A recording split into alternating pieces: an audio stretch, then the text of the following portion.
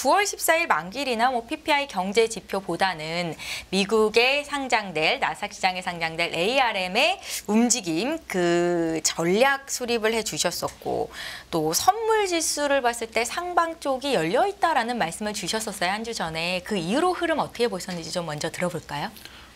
그때 ARM 이슈만 보자.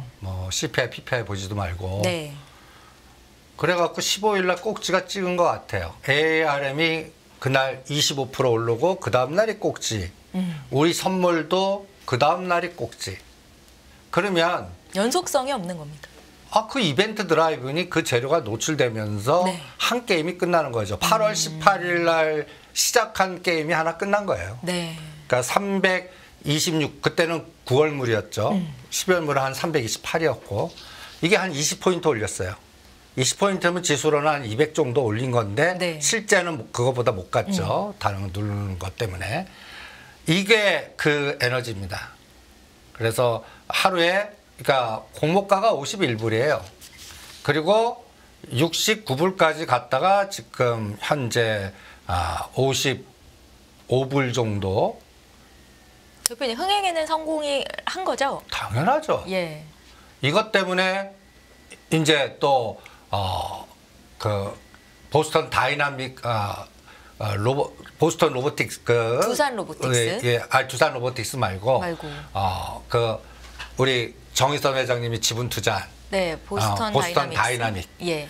그거 상장 에너지가 이제 수월해졌다라고 판단할 수가 있고 네. 그다음에 이게 왜 중요하냐면요. 한번 보시죠.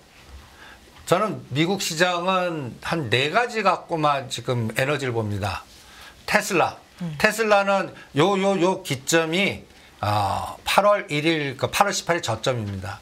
210불까지 떨어졌다가 270불 때 지금 그리고 지금 약간 조정 중이죠. 21선은 지지하고 있어요. 네. 애플은 170불에서 190불 갔다가 다시 지금 이게 이제 중국 노이즈죠. 노이즈. 그러니까 애플이 상대적으로 못 갔죠. 그러면 결론은 뭐냐면 앞으로 애플이 요 170불을 깨냐 다시 190불을 가냐가 나스닥을 결정할 것 같고 이쪽 섹터의 흐름이 우리가 또 같이 맞춰서 연계시키는 가장 중요한 그러면 LG그룹 주가가 여기에 또 많이 달려 있겠죠. 네. 그 다음에 TSMC는 계속 흘러내립니다. TSMC. 그러니까 요새 반도체 부품단 장비주들 노이즈 생기는 게 이 TSMC. 요게 이제 8월 18일 저점도 깼어요. 요런 것들을 쫙 보세요. 그리고 파생시장은 8월 17, 18일 328에서 20포인트 올려놓고 제가 이날 꼭지 들어왔으니까 매도로 스위칭 하라고 그랬습니다. 저는 고가 저가를 뭐 갖고 보냐면은 인버스 곱하고 이 기준의 행사 가격의 그 위클리 옵션의 변동성 진폭 갖고 봅니다. 네. 이날 왜 상투 들어왔다고 전략을 세워서 그 공표를 해놨냐면 방송에다 공표를 해놨냐면 이때 상방 옵션이 1212배에서 17배가 나와요. 이것도 하나의 징후거든요. 네. 그래서 이거 약간 재료 노출의 오버슈팅. 그리고 가장 중요한 거 이날 삼성전자가 시가가 고가돼 버리는 거예요. 72,000원대를 찍고 빠져요. 이게 또 중요고 그러니까 그에 연관된 파두라든지 하나마이크론이라든지 AD 테크놀로지 고점 찍고 빠지는 거예요. 네. 이게 하나의 징후고요. 그러면 항상 상승을 짚어갈 때 제가 상승폭의 반을 지지하나 붕괴하나 보거든요. 지금 20포인트 올렸으니까 반이 338인데 어저께 야간 시장 오늘도 마찬가지고 이 339에서 지지를 하더라고요. 그리고 내일 새벽이면 이제 연준이 또 이벤트가 있지 않습니까? FMC. 예. 예. 그래서 요 파생 시장으로 딱 놓고 보면 9월 15일 날 고점 찍었다면 오늘과 내일 쪽에 또 저점이 찍힐 것 같아요. 그래서 매도한 거를 이제 339, 340에서는 매수 스위칭하자. 여기서 인버스 곱을 매수한 거를 청산하고 레버리지를 들어가자 이런 전략을 여기서 FOMC 외후로 바닥 확인이 나올 것이란 말씀이세요? FOMC는 뭐 어떤 얘기를 하든 금리 동결할 것 같습니다. 네. 그리고 뭐 지금 점도표 위치라든지 여러 가지 보는데 저는 파월 의장이 그냥 협박할 것 같아요. 동결시키고 네. 또 할 거니까 믿지 마. 조심해. 이런데 시장은 그것보다 그 이후에 이제 금리 종결이나 인하 시대를 볼 것 같아요. 그러니까 지금 시장의 변동성의 가장 위 상단을 맡기는 게 유가하고 10년짜리 국고채 그리고 또 한 번 금리 인상하면 어떡하지 이거거든요. 이거 내일 새벽에 금리 동결하는 순간에 10년짜리 국채 금리라든지 그다음에 유가가 급락하나 보자고요. 그게 하나의 신호탄일 것 같고요. 그 연결이 되는 거군요. 예, 저는 다 연결되는 것 같아요. 그래서 이번 고점의 궤적이 8월 18일 날 저점 찍고 이 추세는 지금 살아 있습니다. 그러면 여기가 9월 5일 342.5대고요. 여기가 9월 15일 348대입니다. 그리고 나서 지금 오늘 339에서 터닝을 하고 있거든요. 지금 야간 선물도 보니까 300 지금 40.8090이에요. 네. 이제 340.0만 안 깨면 오늘 내일로 그러면 이제는 여기 고점을 돌파하나 보려고 그럽니다. 그런데 저기 고점 이 8월 1일 날 고점인 354는 이게 2600, 670입니다. 이거는 돌파하기 힘들 것 같고요. 이거를 결정하는 게 저는 시가상위 종목과 삼성전자인데 대표님, 지난 시간에 삼성전자의 적산병이 나오는지를 좀 지켜보자라는 말씀을 주셨었는데 이게 쉽게 돌파가 안 나오네요. 안 나왔습니다. 예. 그날 그게서 스위칭한 거예요. 삼성전자를 충분히 73,052 최고가를 돌파할 자리에서 네. ARM 호재 나오고 그날 오히려 때렸습니다. 때렸어요. 그럼 그게 정답이에요. 그럼 흐름이 좀 바뀌는 거예요? 아니에요. 얘네들 시가상위 종목들은 또 때려갖고 죽였다가 오늘 또 스위칭한 거라고 보는 겁니다. 그러니까 7만 전자 깨고 6만 9천 원에서 지지하고 이번에 또 7만 2천 원 가나 볼 거예요. 문제는 네. 그거를 언제 52주 최고가를 돌파하냐가 문제거든요. 이거는 또 10월 실적 나오면서 보겠습니다. 추석 지나서. 네. 그러면 제가 이번에 상투를 났습니다라고 판단한 수치가 이겁니다. 여기 보시면 1200%, 1700% 이런 에너지가 분출하면요. 저는 이게 거품이 일어났다고 보는 거거든요. 그게 하나의 징후라면 네. 이 다음 날의 수치는 하방에서 또 300에서 600%가 나오고 있습니다. 이러한 변동성을 이용하려고 시가 삼성전자를 올렸다 뺐다 올렸다 뺐다 합니다. 이 에너지의 방향성이 아직 안 나오는 거예요. 그러면 이제 제가 기승전 삼성전자가 중요하다고 그랬죠. 이게 삼성전자입니다. 한번 보시죠. 9월 5일 날이 7만 요때도 마찬가지. 이날 우리가 하루에 6% 올랐습니다. 난리 쳤던 때예요. 네. 그 다음날 어때요? 그 이후로 가지 못했죠. 그날이 꼭지예요. 또 9월 15일 ARM 요거보다 낮아요. 이때가 52 최고가가 어때요? 아직도 삼성전자를 보시면 위가 갇혔어요. 대충 기준으로 보면 7만 2천 원과 7만 3천 원 영역에 갇혔습니다. 적산병이 나오려면 이걸 몸통으로 치고 나가는 날이 있어야 돼요. 그게 언제인지 그날이 하나의 키포인트가 될 거예요. 그러면 전번에 6만 6천 원과 7천 원에서 터닝을 했거든요. 이 삼성전자 요 진폭 보시면 6천 원입니다. 요거 비율로 보면 삼성전자 4589가 안 돼요. 또상 들고 계시죠. 그런데 이 6천 원에 지수 변동성이 150에서 200. 그 다음에 아까 파생 상품을 저렇게 몇백 프로 왔다 갔다 하게끔 만드는 그러한 에너지가 곧 시가상위 종목들 제가 하지 말라고 누누이 얘기하는 하나의 기본인 계속 흔들어요. 그리고 거래대금은 줄어요. 네. 그러면 이게 무슨 얘기냐? 아직도 방향성 매매 안 하겠다는 얘기입니다. 그러니까 우량주 갖고 계신 분들은 아주 그냥 속이 터지고 그냥 문드러지실 거예요. 그러니까 삼성전자가 잘못하면 금년 말까지 7%에서 10%에서 갇혀 있을 수 있어요. 그럼 실제 수익률은 이게 3% 5% 내기 힘들거든요. 여러분들 삼성전자 3% 5% 뛰게 하시겠어요? 쉽지 않죠. 그러다 보니까 삼성전자 기준으로 제가 파둔이 AD 테크놀로지인데 이번에 AD 테크놀로지 그날이 27,800원까지 갔다가 요 삼성전자 다시 조정하니까 오늘 22,000원이에요. 그런데 이거를 잘 이용하면 삼성전자 수익률이 한 3배에서 5배. 삼성전자가 7% 갈 때 곱하기 있어요. 20%는 몇 번씩 먹을 수 있어요. 파도도 그렇고. ARM 상장 모멘텀으로 보자고 하셨던 지금 언급하신 종목들이 사실 크게 움직이지는 못했잖아요. 근데 앞으로는 그럴 가능성이 있다는 말씀이세요? 아니 삼성전자 하단 상단 3,000원에 네. 계속 흔드는 매매만 나올 것 같습니다. 그러니까 파도 AD 테크놀로지 갖고 한 20%짜리는 한 대여섯 번 계속 나올 것 같아요. 대신 상단은 못 뚫어요. 상단이 뚫으려고 그러면 이 73,050 최고가를 뚫어줘야 되는데 그 시점이 언제냐 모르겠어요. 어떤 끌개로 뚫어줄지를 지금 모르겠습니다. 네. 그러니까 시장에 순응할래요. 그리고 반도체 쪽에서도 종목 재편이 자꾸 일어나는 것 같아요.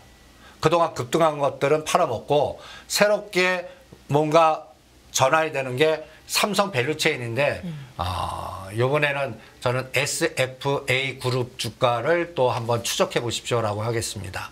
그게 CIS를 인수하고 뭔가 4, 5천 원짜리가 새로운 에너지가 변화될 테니까 SF 반도체 오히려 그래서 파도, AD 테크놀로지, 코아시아 외에 또 SF 반도체도 하나 편입시켜서 삼성전자 변동의 수익률 게임은 여기서 하자. 이렇게 전략을 단순화시켜 보죠. 대표님, 삼성전자를 매매하시는 분들은 사실 가치주라고 대한민국을 대표하는 1등 기업이니까 이게 좀 길게 보고 투자를 하신 내년도 삼성전자의 주가 흐름을 긍정적으로 보는 분들이 많으시고 또 리포터들을 좀 살펴봐도 9만전자 이상을 내년도에 보시는 분들도 꽤 있더라고요. 여기에 대한 생각은 어떠세요?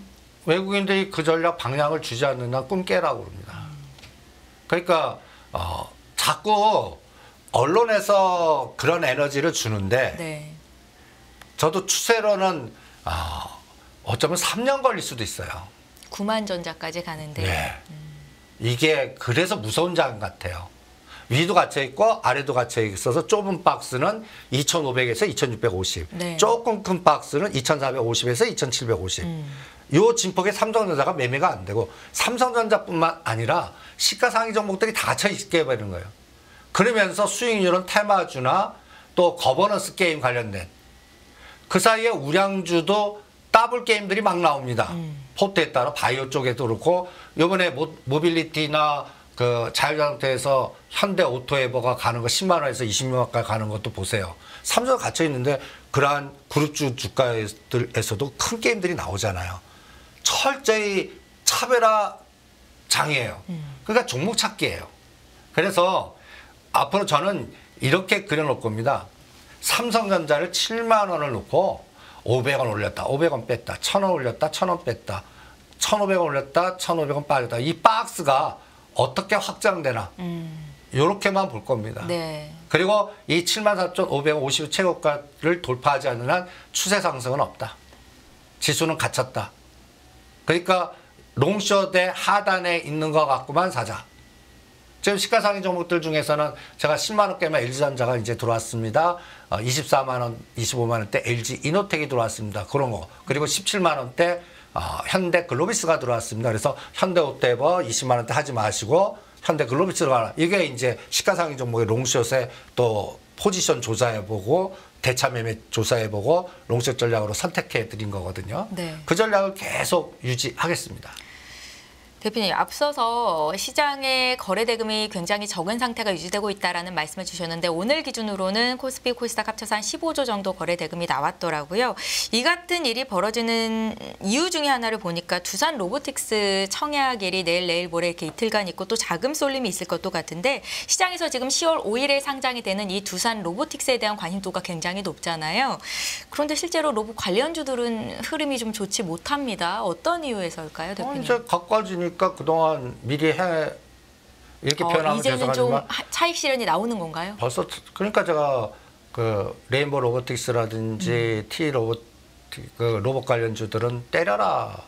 그리고 오히려 두산 로보틱스 공모 받겠다. 아니면 두산이 그룹주? 그러니까 요거 두산 로보틱스의 대주주. 네. 두산이 올랐다가 급락을 했습니다. 투산 11만 원대는 매력이 있거든요. 그런 거나 해보겠습니다. 그래서 한번 보시죠. 이 두산이 지금 16만 원에서 11만 원 빠졌거든요. 저는 두산 로보틱스 당사 때 두산 로보틱스 공모를 바로 들어가든지 첫날에 거래해 볼래요.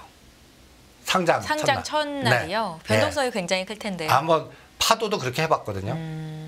파도도 그래서 2만 5천짜리가 5만 원까지 가지 않았습니까? 네. 이거는 첫날이 고점이 될 수가 있어요. 그래서 사는 거를 1, 2, 3으로 하면 돼요. 첫 상장되는 거. 그러면 네. 실패를 안 해요. 제가 경험에 의하면. 예를 들어서 금액은 각자 정하십시오. 1000주를 1로 놓겠어요. 1000주를 그냥 사보는 겁니다. 시초가에. 물렸어요. 떨어져요. 그러면 거의 20%일 때 2000주를 삽니다. 2를 사요. 거기서 더 빠지면 3을 사버립니다. 1, 2, 3 사면 그 다음에 반드시 한번 오른 거에 떨어뜨린 게 아니면 직전 고점 돌파하는 그런 파동이 반드시 나옵니다. 적어도 본전은 찾을 수 있다는 말씀이세요? 아니요, 수익 나요. 하루 왜? 만에. 아예 하루이라니. 상장하고 나서의 그 다음 스케줄. 그 다음 흐름이요. 바로 가는 경우가 있고요. 네네. 흔들었다 가는 경우가 있습니다. 그러니까 오히려 그러면 그거를 감을 X축에는 상장된 두산 로보틱스를 놓고 Y축에 X축에 이 종목 놓겠습니다. 두산. 두산이 이번에 고점이 16만 원입니다. 11만 원에서 16만 원이면 50%에서 60%거든요. 이걸 뚫으면 크게 간다는 얘기예요. 그러면 못 갔던 협동 로봇이 같이 또 따라갈 겁니다. 그러면 여기에다가 하나를 더 Z축 만들면 로보스타나 로보티즈를 하겠습니다. 이렇게 세 개를 한번 해보시죠. 네. 그러면 10월 5일부터 실제로 두산 로보틱스가 어떤 에너지가 나오나 그거 갖고 감을 잡을 수가 있고요. 저는 또 여기에 또 지금 하나씩 보세요. 레인보우 로보틱스 지금 팔아먹고 지금 떨어지고 있지 않습니까? 이거 제가 하지 말라고 했죠. 실적 안 나오는데 오히려 이거 하느니 큐렉소나 고용이나 그 코렌테 가자는데 큐렉소도 이제 하지 말라고 하고 있습니다. 그러면 그다음에 T 로보틱스 다 지금 벌써 선제적으로 미리 한 달 전에 벌써 고점이 났다는 얘기입니다. 딱 10월 5일이니까 9월 초에 다 고점들이에요. 그리고 이게 121선까지 빠지면은 저는 해볼랍니다. 6개월 평균가까지 고점에서 급락을 시키면 반드시 또 뒤풀이 파동은 있거든요. 그러니까 121선까지 빠지면 해보겠고요. 로보스타가 매력적인 위치에 왔어요. 지금 4만 원짜리가 28,000원, 3만 원이면 이거 해볼만 하거든요. 그래서 이런 것들을 오히려 노리는 게임을 하고 그 다음에 제가 레인보우 로보틱스 하지 마시고 이때 큐렉소를 중심으로 하고 그 다음에 고용 이것도 XYZ축을 해드린 거 아닙니까? 얘네들은 매출이 일어나는데 얘도 24,000원대 쌍목 찍고 나서 지금 조정입니다. 이렇게 올려놓은 거는 지그재그로 팔아먹어요. 그래서 얘는 당분간 17,000~18,000원 하단, 23,000~24,000원 사단 왔다 갔다만 할 것 같습니다. 그리고 큐렉소는 지금 이제 하단에 오고 있어요. 이것도 121선 근처에서 만나면 디프리 파동은 있는데 요 120 만나도 얘는 안 할래요. 왜요? 요거보다 더 매력적인 종목이 있어요. 보시면 이거 매출단 요거 코렌텍 말고 제가 이 고용을 한번 보세요. 예. 윗골이 달리고 죽였는데 그동안 한 번도 에너지가 안 나왔어요. 네. 저는 이거 하겠습니다. 왜냐하면 이 실적단 보실래요? 매출단이 2,700억, 2,600억 그리고 영업이익들이 100억으로 확 증가해요.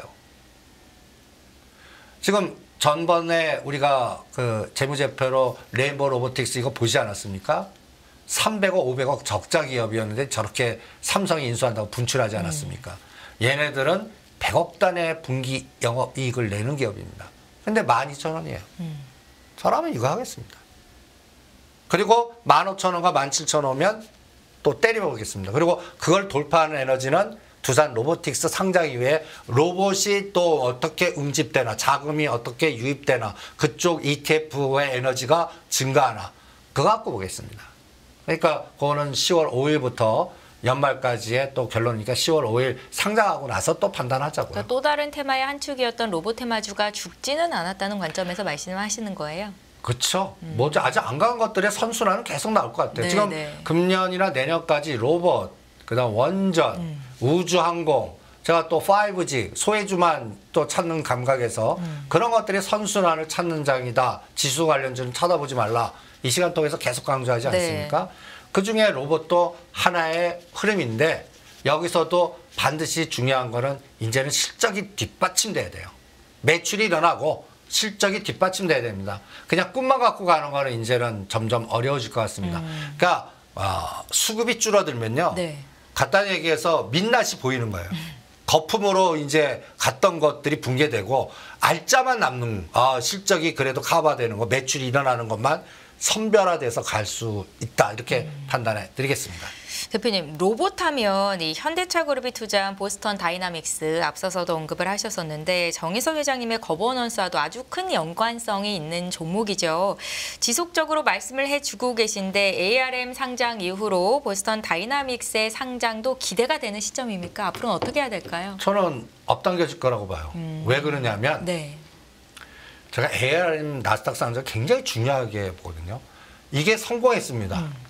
이것 때문에 제가 다 무시하고 그 해외 쪽에서 이거를 중심으로 상방 에너지를 주는 그 해지가 있으니까 그거를 판단해서 상방 배팅을 하라고 계속 얘기해 드렸던 거거든요.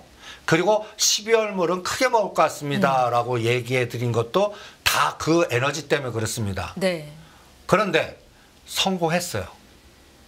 그러면 손정희 회장이 어떻게 됐어요? 힘들어서 죽을 뻔했다가 이제 돈이 확 들어온 거예요. 네. 그러면 이제는 어떻게 하겠습니까? 일을 또 벌리실 거라고요. 또 투자를 하나요? 그 중에서 가장 핵심이 이 현대, 이 뉴스 보스턴 다이나믹스의 지분 구조를 한번 보세요. 예. 여기 보시면 개인으로 2,600억을 집어넣고 정유선 회장님이 개인 지분 20%를 획득해서 줍니다. 이 아이디어가 굉장히 중요해요. 전에 현대차, 현대모비스를 분할 쪼개고 합치면서 상장시켜갖고 해서 지배구조 하려고 그랬는데 실패. 현대글로부스를 구주 매출로 해갖고 하려고 그랬는데 실패. 그러면 이제 남아있는 게 현대 엔지니어링 비상장된 걸 어떻게 하는데 건설 업황이 어마무시하게 악화. 네. 방법은 이것밖에 없는 거예요. 옛날에 하나그룹 기억나세요? 니콜라를 상장 지분 인수해갖고 이거를 어떻든 신문에 조단이 이익 났습니다. 그래서 삼성 종합화학에 줘야 될 거를 그걸로 커버가 가능하겠네요. 이런 얘기가 그때 계속 신문에 나온 적 있지 않습니까? 근데 실패했고 그거를 뭐로 풀었나? 우크라이나 러시아 전쟁이 되니까 이거 하나 그러면 천원이에요. 그러면서 다 풀었거든요. 방산 쪽으로. 예. 그리고 대우조선해양도 인수하고 하나오션. 그러면 현대차 그룹도 이제 현대 엔지니어링 풀 수가 없어요. 그럼 뭐 풀어야 돼요? 제가 요 그림을 보여드렸을 겁니다. 원효대교 이쪽에 뭐 정비소 얘기 나오고 여기 현대오토에버 그러니까 여기 또 공사장이니까 여기에 이런 건물이 들어오고 자율자동차 테슬라 가면 현대오토에버가 정의서 회장님 지분으로 세 번째다. 제일 많은 게 현대글로비스. 두 번째가 현대 엔지니어링 비상장. 세 번째가 현대오토에버니까 이 거버넌스 게임 봐라. 그때가 12만 원이었거든요. 네. 이걸 26만 원까지 땡기잖아요. 제가 20만 원대 26만 원에서 한 번에 붕괴되는 거 보셨죠? 장대. 무섭더라고요. 예, 이게 뭐냐? 교체가 들어갔다는 얘기입니다. 예, 선수들이 팔 때 그렇게 팔거든요. 호가 딱 보고 때려요. 그러면서 이제 JP 모간 통해 갖고 보고서 냅니다. 투자 등급 내렸어요. 현대 오토에버요? 예, 부정 뉴트럴 중립으로요. 네. 얘네들이 지네들이 올려놓고 이제 중립을 바꿔요. 그러면 이거는 이제부터 거버넌스는 현대 글로비스 하겠다고 신호탄을 보시면 돼요. 그러면 현대 글로비스 개념은 뭘까 할 때 이거 보스턴 다이나믹스를 인수할 때가 날짜가 정확하게 2021년 6월 21일입니다. 이 날짜 잘 기억하세요. 네. 여기에 풋옵션 조항이 있습니다. 풋옵션 조항이 뭐냐면 4년 안에 상장 못 시키면 이 소프트뱅크 20%를 인수해야 돼요. 부담이 굉장하네요. 그러면 어떻게 해야 돼요? 빨리 ARM 성공했죠. 그리고 그 팀이 세졌죠. 이게 팀이라고 제가 얘기하겠습니다. 네. 그 팀이 그 다음 먹거리 작업은 뭐 할까요? 여러분들 항상 매도자의 시각은 항상 어떤 먹거리 나오기 전에 나쁘게 해서 싸게 만들어요. 그리고 이제 팔 때쯤 되면 여러분들 콩값을 씌우게 선도주 만들어 갖고 그쪽 분위기를 시장을 막 조성시고 리포트 좋게 나오고 뭐 난리치게 한 다음에 거기다 팔고 나옵니다. 아니면 ETF라든지 자기네들이 파킹할 수 있는 뭘 만들어 놓고 거기다가 하든지. 그 작업이 이제 들어가나 봐요. 지금 2021년 6월 21일이니까 4년 뒤면 4년 뒤인데 2025년이네요. 예. 근데 내년이 벌써 2024년이에요. 그러니까 내년 해야 돼요, 내년. 그러면 그 작업이 이제 뭐냐? 보스턴 다이나믹스 상장입니다. 그럼 보스턴 다이나믹스라면 정의석 회장이 개인 지분을 조 단위로 만들어 갖고 그걸 현대 모비스를 갖고 올 거예요. 그럼 현대 모비스 눌러야죠. 그러면 그 다음 지분으로 그 칼라일 해갖고 가디안 만든 게 뭐예요? 현대 글로비스입니다. 이제 현대 글로비스 게임이 시작되나 보세요. 이거는 어떻게 감 잡냐면 네. 요번에 17만 원대로 이동하라고 그랬지 않습니까? 현대호텔.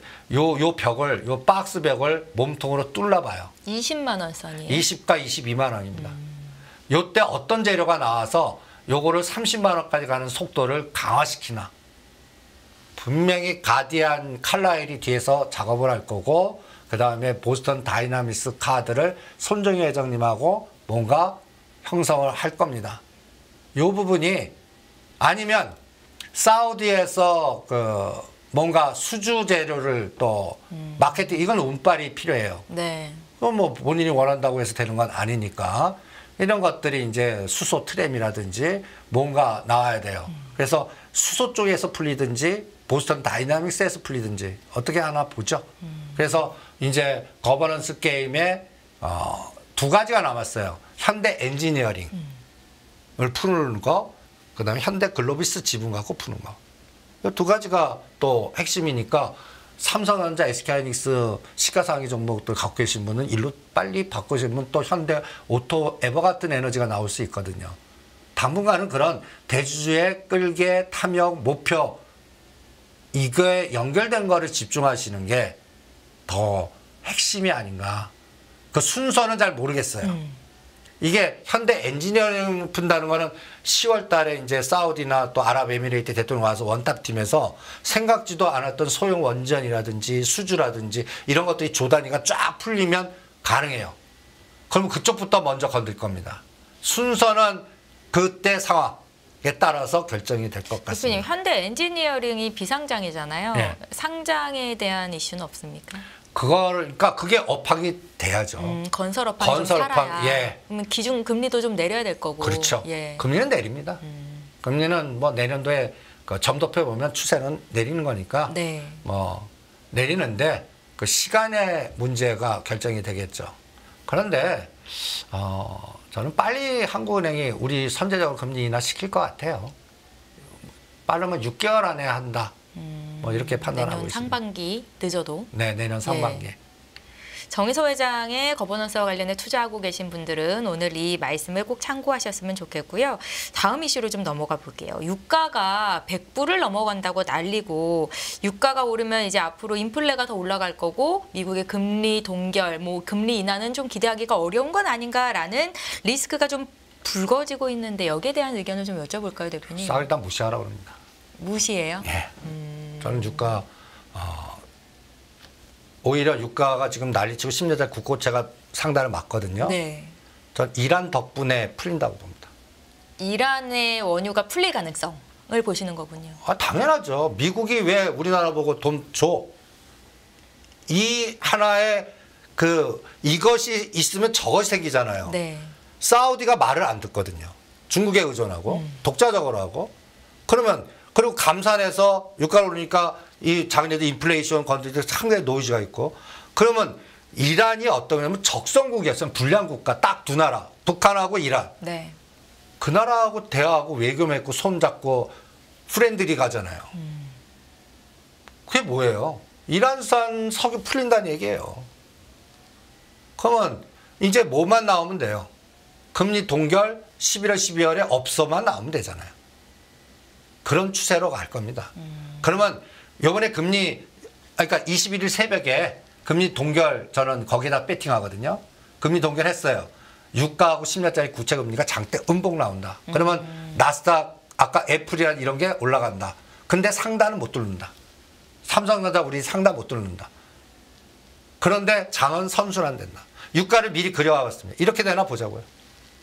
오히려 뭐 천천히 기는 것도 아니고 밑으로 보시네요, 대표님. 유가는 네. 60불 때 보셨어야 돼요. 그러니까 유가 관련된 상품에 SOE 이런 거 절대 하지 말라고 그랬죠. 그거 보니 SY나 그 우크라이나나 이런 쪽 보라고 그랬지 않습니까? 네. 유가는 100불 여기서 가도 여기에 에너지 예를 들어서 엑스모빌 고점에 물릴 것 같습니다. 오히려 유가가 올라가기 때문에 빠졌던 항공주나라든지 우리는 카지노주나 아니면 건설 건자재 그다음에 이란이 풀렸다는 얘기는 거기도 저는 개발, 원전, 핵 이런 단어들이 풀렸다라고 보거든요. 그런 관련주를 하시는 게 더 나을 것 같습니다. 그래서 지금 두 가지가 막고 있거든요. 비관적으로 막혀가 안 됩니다. 딱 두 가지 얘기예요. 10년짜리 국채금리하고 원유. 저는 이거 그 표적을 제거시켜 보면 확실하게 보여요. 저는 이란산 석유가 그걸 막아줄 것 같고 네. 이게 풀리는 속도가 얼마에 따라서 그 트리거가 생길 것 같습니다. 이게 또 우리 시장한테는 뭘 건드리는지 아십니까? 뭐 건드릴까요? 이게 금리 인하 속도를 오히려 빨라지게 하거든요. 네. 건설주 건드립니다. 부동산 PF. 네. 여러분들 이제 롯데그룹 하셔도 될 것 같아요. 이제 드디어 이게 나오잖아요. 작년 10월 달에 네. 그 춘천 레고랜드 롯데가 또 망한다고 그랬어요. 그래서 제가 이 시간 통해 갖고 작년 10월 말에 절대 안 망합니다. 주식 바닥 돌았습니다.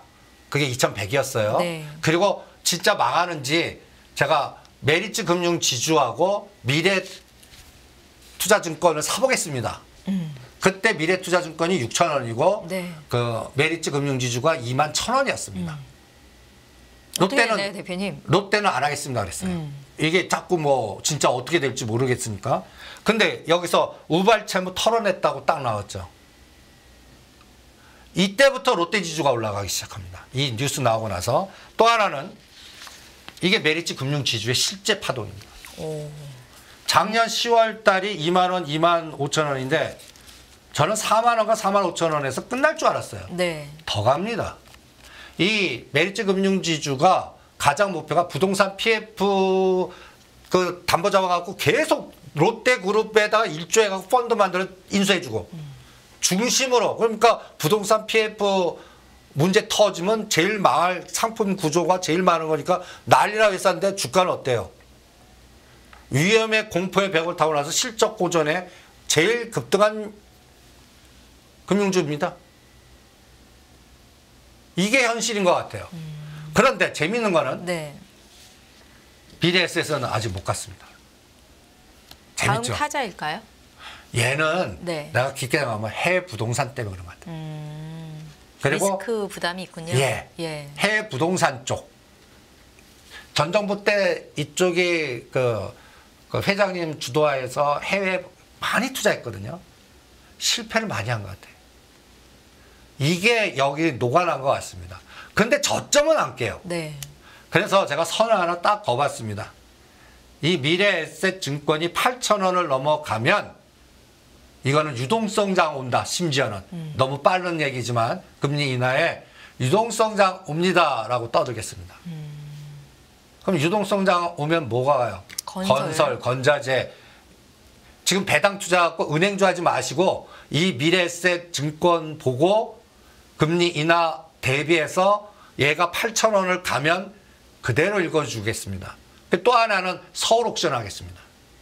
미래에셋 증권이 해외 부분 풀려면 그 증권용 토큰을 빨리 허용해서 다른 창고를 하나 만들어야 돼요. 네. 그다음에 또 정부는 한전채 문제를 풀어야 돼요. 이번에 세수가 40조 빵꾸 났습니다라는 제가 그거 뉴스 걱정. 요금 한전 요금 올리죠. 40조 총선 그냥. 이후로. 그러니까 이 뉴스는 네. 곧 금리 인하도 있지만 전력 요금, 가스 요금 인상합니다. 6개월 안에. 이거를 인지시키는 뉴스를 계속 낼 겁니다. 그러면 뭘 사냐? 서울가스, 삼천리, 도시가스들 이런 것들 사라는 얘기하고 똑같아요.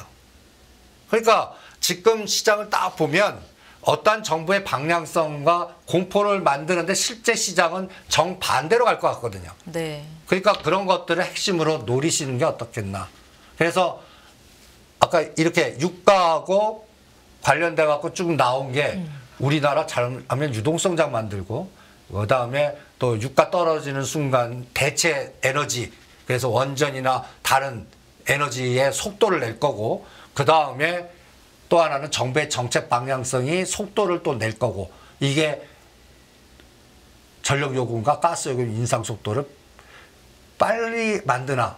근데 여기에 딱 하나 걸리는 게 하나 있어요. 어떤 거요? 선거. 그러니까 4월 지나자마자 네. 이렇게 지금 판단하고 있습니다. 그런 부분도 같이 한번 체크해 보시죠. 돈의 물줄기가 앞으로 어느 쪽으로 흘러갈 것인지 아이디어를 함께 얻고 있습니다. 대표님 방금 원전주를 언급하셔서 짚고 넘어가고 싶은 부분이 있는데 미국 경쟁사인 웨스팅하우스와의 소송에서 한수원이 승소를 했죠. 그래서 이제 한수원의 유리한 환경이 만들어졌다. 뭐 체코라든지 폴란드 원전 수주가 가능성이 좀 커지는 것 아니냐라는 기대감이 있는데 주가는 뭐 하루 이틀 오르다가 좀 주춤하는 것 같은데 앞으로는 어떨까요? 거기는 수주해야 돼요. 앞으로 조단위 뭐예요? 수주 소식이 들어와야 된다는 말씀이세요? 이 10월 달에 이제 또 우리 정부 또 팀들이 또 꾸려서 가지 않습니까? 국토부 장관. 예. 네. 그리고 또 아랍에미레이트 쪽에 또 오시고 이런 게 10월에서 12월 코스로 반드시 수주가 들어와야 됩니다. 지금 대상은 체코, 폴란드, 터키 무수하게 많아요. 네. 그게 현실화돼야 됩니다. 숫자가 꽂혀야 돼요. 그러니까 지금 한전 기술 같은 거 보시면 호재 나올 때 오히려 때려요. 그런데 거기에서 깨부러 올라가는 파동이 나와야 됩니다. 저는 또 여기에 우리나라의 그 펀드의 정권 교체가 아직 안 이루어져서 이런 현상이 나온다고까지도 심지어 얘기하는데 네. 여러분들 한전 그 원전주의 대표 대장을 한번 보시죠. 대장이요? 네. 두산 에너빌리티. 두산 에너빌리티보다 한전 기술을 기술이요? 보시는 게 더 낫습니다. 네. 한전 지금 기술 주가 차트를 어디 있냐? 찾고 어디 계시네요. 한전 기술. 아이고 자료가 하도 많아갖고 예, 이 웨스팅하우스 저는 여기에 우크라이나도 연결돼 있어요. 이건 이제 수주해 오는데 이 자포리자 원전도 굉장히 문제가 있거든요. 이거 빨리 교체하고 수리하고 막 이래야 돼요. 이게 우크라이나 재건하면 이게 한전 기술과 한전 KPS에 굉장히 중요한 역할을 하거든요. 근데 한전 기술 보세요. 전 이런 그림이 나와야 됩니다. 미리 모델 그려놨어요. 8만 원을 장대로 뚫어주는 에너지가 나와야 돼요. 그럼 이건 수주해야 되거든요. 그 사이에는 오르면 지금 실제 파동 한번 보세요. 뉴스 나오는데 어때요? 67,000원에서 죽여요. 거래는 없어요.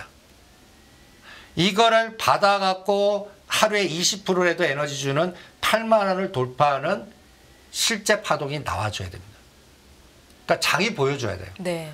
지금은 투자를 하고 나 안 속아 이 개념이거든요. 네. 나 원전주 안 속아.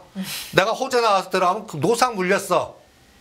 근데 요게 매도자의 시각으로 보면요. 이게 모으는 거예요. 여러분들 이렇게 자꾸 털게끔 만들잖아요. 이거 채 털고 있거든요. 저는 한전기술 3년 보면 이거 20만 원 갈 주식입니다. 그런데 지금 계속 털어요. 그리고 전 세계적인 동향을 보시면 원전의 대체 수요가 어마무시할 겁니다. 특히 우리나라도. 이게 이제 다음 총선 끝나고 나서 속도를 낼 거예요. 국회의 색깔도 바뀌고. 네. 그래서 이게 앞으로 3년을 주도주인데 계속 털어내는 겁니다. 그래서 저는 6만 원에서 8만 원을 보합으로 생각하시라고 그럽니다. 이 이상을 보세요라고 그러고 그러면서 여기서 사 모으는데 이게 이제 확인이 10월 달에 많이 확인이 될 것 같습니다. 10월 달에 진짜 우리 미국이 이란 풀었잖아요. 그 다음에 우크라이나 하면서 진짜 체코든 폴란드도 지금 걸려있는 원전 이 부분을 허용해 주나요? 그러면 수주가 이게 조단이거든요. 그게 실제로 꽂혀야 돼요.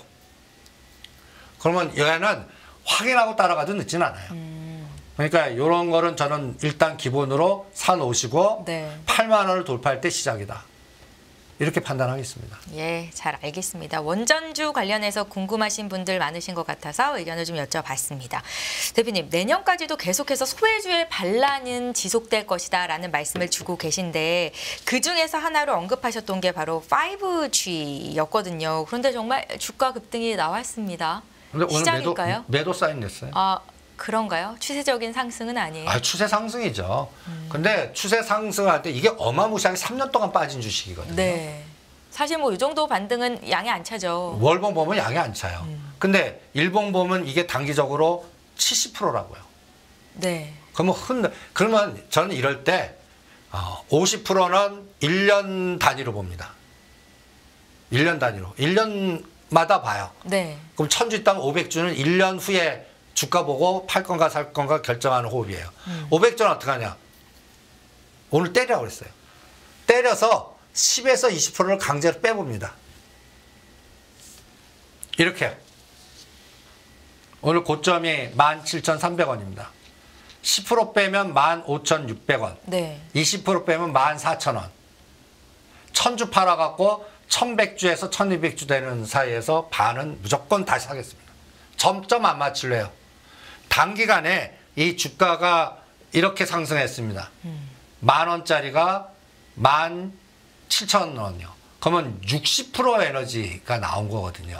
그러면 나는 위에서 3만 원에 물렸어, 4만 원에 물렸어. 이 말 그분들 얘기예요. 이거를 또 귀신같이 10,000원에서 12,000원에 산 사람들은 또 어떻게 하겠어요? 흔들면 바로 차익 실현한다고요. 대신 변동만 줄 겁니다. 그래서 14,000원과 15,000원 사이에 지지할 거라고 봐요. 그래서 때리고 사고, 때리고 사고. 그러면서 이번에 17,000원에서 뚫었어요. 그러면 다음 목표는 2만 원에서 22,000원으로 높이겠습니다. 네. 그래서 반은 때리고 사고 이게 톱니바퀴형으로 갈 것 같아요. 지금 모든 주도주가요. 바로 쫙 가지 않습니다. SY도 올려놓고 죽이고 올려놓고 죽이고 그러면서 고점만 높아져요. 이것도 그럴 것 같아요. 3만 원까지 그런 모양 나오나 보시죠. 그래서 그런데 나는 3만 원 이상이에요.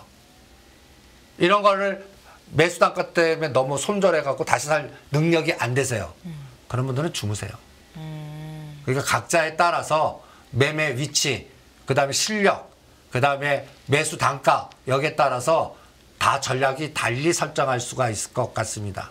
5G는 자율자동차, 모빌리티, 우주통신의 통신 인프라까지 모두 연결이 되기 때문에 길게 보고 투자라는 게 맞고 지금 시점에서 물려 계신 분들은 정말 잘하는 표현을 하실 정도로 긴 시각으로 보라는 말씀이시잖아요. 그쵸. 방향은 위쪽으로 열려 있다. 아니 지금 테슬라가 제가 전기차보다 이제 스타링크로 갈 거라고 저는 얘기하지 않았습니까? 네. 스타링크, 우리나라 KT그룹, 그 다음에 이 연결된 게 설비 투자가 아직 하겠습니다지 하지 않았다고요. 이 설비 투자가 들어가면 3년 들어가거든요. 그러면 이거에 따라 빅데이터 센터, 자율자동차, 어마무시한 그 에너지가 또 그 그룹 그 산업이 하나 흥청망청 같이 큰 에너지가 나옵니다. 네. 거기에 장비주 되는 것들 이런 것들이 아직도 발동 안 걸었거든요. 그러면 그런 것들의 선도주가 딱 3개를 꼽는 거예요. KMW, 오이솔루션, RFHIC 대표 3개. 이게 지금 치고 나가면 1차 파동, 그 다음에 2단계, 3단계 이렇게 가지 쭉 가지 않아요. 그리고 지금 요새 장의 특징이 저렇게 3, 4년 동안 빠진 거는요. 층층이 걸려 있어요. 네. 아직도 들고 계신 분들 꽤 되거든요. 그러니까 매물대가 층층이 있다 말씀이세요? 그렇죠. 저 어마무시하게 매물대가 있습니다. 네. 제가 상담을 제일 많이 보는 것 중에 하나가 5G예요. KMW 같은 경우는 다 5만 원대 이상짜리도 들고 오고. 그거 어떻게 견디시고 들고 계시는 걸까요? 그냥 잊어버리고 있대요. 그 대신 물 타셔야죠. 물은 못 하겠대요. 그러고 있어요. 네. 그러니까 이게 매수 단가에 이거를 잊어버려야 되니까 못 잊어버리시거든요. 그럼 물어보는 게 3년 안에는 가능할까요? 이런 분들이세요. 네. 그래서 내가 가능하다고 그럽니다. 그러니까 제가 월봉을 세보니까 거의 52개월 동안 빠졌나? 끔찍하게 뺐습니다. 그러면 한번 움직이기 시작하면 저는 무조건 1년 이상은 갑니다. 이쪽은. 우리 정부가 이제 남아있는 게 뭐예요? 지금 5G 안 믿는 분들 계시거든요. 그러면 자율자동차가 안 돼요. 그러니까 부분으로 스마트홈, 그 다음에 사물형 인터넷, 그 다음에 또 여러 가지의 또 통신 위성, 달나라 보내는 에너지, 이런 것들이 아직도 남아있거든요. 우리나라의 큰 산업 구조로. 네. 그런 것 중에 5G, 6G 그거고 가장 중요한 게 삼성이 주도할 겁니다. 5G를요? 예. 지금은 통신주지만 장비주 매출을 극대화시키기 위해서 LG그룹하고 삼성그룹이 주도하나 보세요. LG그룹은 가전제품이나 스마트홈에다 연결시키는 그러한 인프라를 만드는지 보시고요. 네. 삼성도 통신, 5G 제재로서 막혔던 거를 뚫었던 게 삼성 통신 부분이거든요. 그런 부분을 극대화시키는 한번 보죠. 그래서 저는 그쪽 섹터는 이제 길게 보시라고 합니다. 뭐 우주항공의 AP 위성이라든지 그 다음에 또 핵 관련돼 갖고 다윈시스라든지 그 다음에 이런 KMW 이런 것들은 그냥 3년 트렌드를 보십시오라고 강조해 드립니다. 잘 알겠습니다. 대표님, 저희가 또 체크해야 하는 섹터 중에 하나가 바이오죠. 바이오는 이제 시작이다라는 말씀을 주셨었는데 최근에는 좀 쉬어가는 느낌이고 미래에셋 타이거 의료기기 ETF 순위를 좀 체크해야 된다라는 말씀을 주셨었어요. 차바이오텍이 7위에서 3위로 올라갔다라는 말씀까지 주셨었는데 그간 차바이오텍도 좀 쉬어갔고 뭐 비단 차바이오텍뿐만 아니라 다른 바이오 관련주들의 흐름은 어떻게 보시는지 정리 좀 해볼까요? 전 차바이오텍은 우리가 재생의학 젊은 회춘 네. 그 화두로 10년 젊어진다는데 지금은 억대를 써야 되는데 이게 싸지면 누구나 다 할 겁니다라고 하지 않습니까? 지금 순위가 전번 시간의 순위입니다. 오스코텍, 레고킨 케이어, 차바이오텍. 여기서는 2등과 1등만 바뀌었습니다. 오늘로.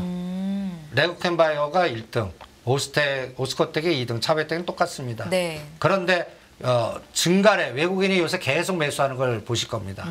그런데 이쪽 다 지금 조정이에요. 왜냐하면 ETF 숏이 걸려 있습니다. ETF가 지금 이게 전번 거거든요. 음봉이 2개 나왔죠. 음봉이 3개, 21선을 깨갖고 120선까지. 그럼 120선은 지지할 것 같거든요.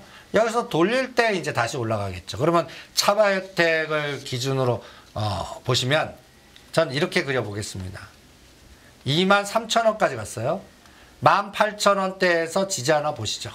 그래서 당분간 이렇게 지그재그만 나올 것 같습니다. 그러다가 이 고점을 뚫으면 계단으로 가는데 그 트리거는 뭐 갖고 보냐면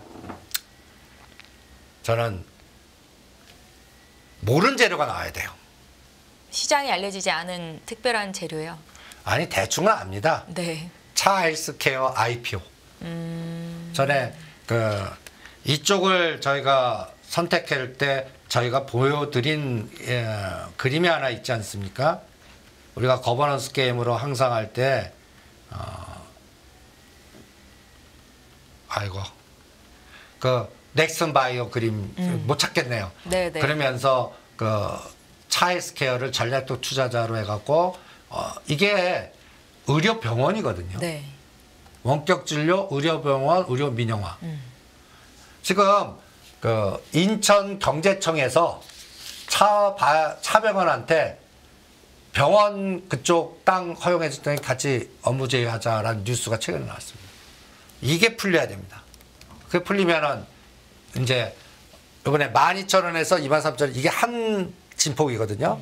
그리고 지그재그 주다가 22,000원에선 다음 목표가 4만 원인데 다 이걸 끌고 가는 게 차 병원, 차 헬스케어 이거가 결정을 할 것 같아요. 그것도 아까 보스턴 다이나믹스 나스닥 상장 같이 2025년 안에 IPO가 나오나 보죠. 차바이오텍도 좀 긴 시각으로 봐야 되는 거군요. 지금 막 올라간다고 생각하신 분들이 꽤 많으셨던 것 같아요. 아유, 계단으로 가죠. 계단으로 가는데 이런 끌개가 남아 있고 네. 그 다음에 지금 2024년도에 이 2020 말이나 2025년에 하려면 신고를 해야 돼요. 스케줄이 있거든요. 뭐 6개월 전에 뭐 해야 되고 그 작업을 시도하나 보시죠. 그게 다음 그림을 만들어 줄 것 같습니다. 뉴스에 체크가 있어야 된다는 말씀이시죠? 네. 알겠습니다. 대표님 그럼 차바이오텍 말고 오늘 장에서 루닛의 주가가 12% 급락이 나왔습니다. 뭐 의료기기 쪽 다른 바이오 섹터는 어떻게 보세요? 그쪽은 하지 마세요. 루닛은 에코프로 비슷하게 보는 거예요. 그쪽은 엑스트 같아요. 네. 그래서 분기 실적 2번 확인하시죠. 진짜 10조 나오나. 진짜 뻥인지 아닌지 뭐 여러 가지 그거를 한번 확인이 필요합니다. 수치 확인이 필요해요. 네. 그게 안 되면 오늘 저는 그 주가는 끔찍하게 될 거라고 봅니다. 실적이 반드시 풀어져야 돼요. 그래서 6개월 동안은 루닛, 뷰노 이런 쪽 적자 연속인 기업들 로보틱스 같이요. 레이노브 그쪽은 쳐다보지 않는 게 정답인 것 같아요. 트렌드 자체는 맞잖아요, 대표님. 맞는데 예, 실적이 뒷받침이 안 되기 때문에. 그러니까 여러분들 듣는 것보다 이 바닥 선수 루닛을 2만 원대 작업했습니다. 2만 원대 작업한 사람들이 아직도 들고 있는 사람들이 어마무시해요. 네. 그 팀들이 상장해서 IPO 빠져나왔습니다. 그리고 아직까지 딴 거 찾아다닙니다. 그리고 그 ETF로 1, 2등에 다 파킹 시켜놨어요. 지금 그게 보이면 안 됩니다. 그게 언제 시작점이 어디였나.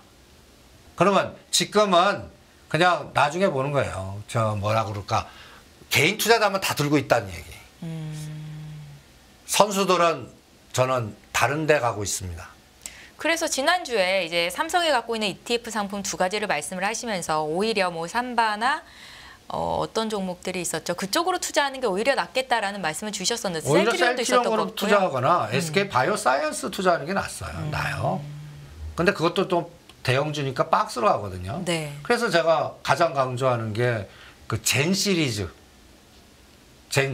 그 유전자 가위, 젠 그런 것들 요번에 단기적으로 제일 많이 간 게 알테오젠이에요. 네. 그러면 이제 차바이오텍도 그렇고 그 다음에 심지어는 C젠 이제는 또 이런 쪽 에너지들이 하나 형성이 될 거고 주기세포 연골고리의 에너지가 또 이게 5G하고 비슷한 성격이 있어요. 네.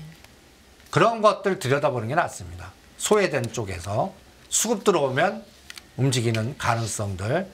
그래서 유전자 가위 쪽 보시는 게 낫고 그 다음에 구제약주가 오히려 더 나을 것 같습니다. 뭐 하미약품, 하미사이언스라든지 이런 것들이 더 나을 것 같아요. 그러니까 루닛이나 그동안 시장을 주도했던 건 꼭 2차전지 같아요. 그래서 이제 그쪽은 언론에서 막 얘기하지 않습니까? 장밋빛 이렇게. 그러면 수치로 보여줘. 6개월은 보자고요. 네. 분기 2번 보자. 그때도 안 보여주죠. 그러면 그때 급락 끔찍한 형태가 나올 겁니다. 그거를 확인해 보시기 바랍니다. 예, 잘 알겠습니다. 바이오 쪽 줄기세포 연결고리를 찾아보자라는 말씀까지 정리를 좀 해보겠습니다. 시간이 다 됐네요. 여기서 인사드리겠습니다. 지금까지 다인경제 이승조 대표와 함께했습니다. 말씀 잘 들었습니다. 예. 끝없는 위기 속 기회는 언제나 숨어 있습니다. 성공한 투자 고수들과 나눈 투자의 철학. 다가올 기회를 잡아내는 부의 만찬으로 여러분을 초대합니다. 푸짐하게 한 상 차려놓았습니다.